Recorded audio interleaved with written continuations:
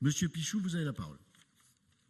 Le rapport de décembre 2016 qui officialisait la création de l'Agence régionale de développement économique en faisait le véritable point d'entrée régional pour l'ensemble des entreprises en lui confiant un rôle de guichet unique. Plus d'un an après, il faut constater que cette ambition d'un guichet unique a disparu, puisque d'autres partenaires continueront à prospecter les entreprises sans mutualisation ni coordination.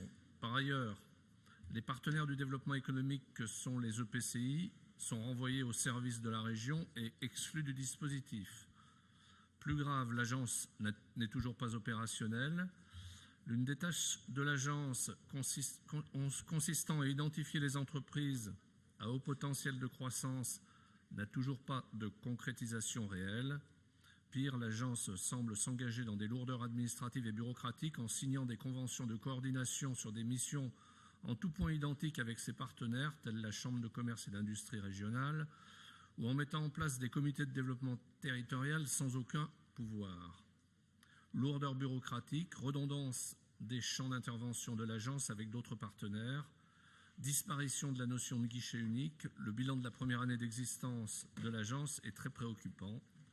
Elle ne parvient pas à démontrer son intérêt et son utilité auprès des acteurs économiques. Si nous en sommes là, c'est parce que cette agence de développement économique n'a pas défini ses objectifs et ses priorités, n'a pas élaboré ses services au territoire et n'a pas arrêté son mode de collaboration avec le principal soutien au développement économique qu'est l'État. Cet amendement a donc pour objet d'exiger une définition précise de l'offre de services de l'agence auprès de l'ensemble des acteurs de la vie économique.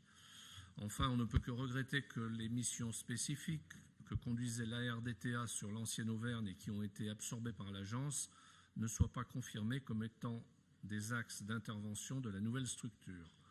L'amendement a donc pour objet de modifier le point 1.8 en ajoutant l'exigence d'une définition préalable par l'agence Auvergne-Rhône-Alpes de ses priorités, de son offre de services au territoire et auprès de l'ensemble des acteurs de la vie économique. Très bien, merci Monsieur Pichou. Madame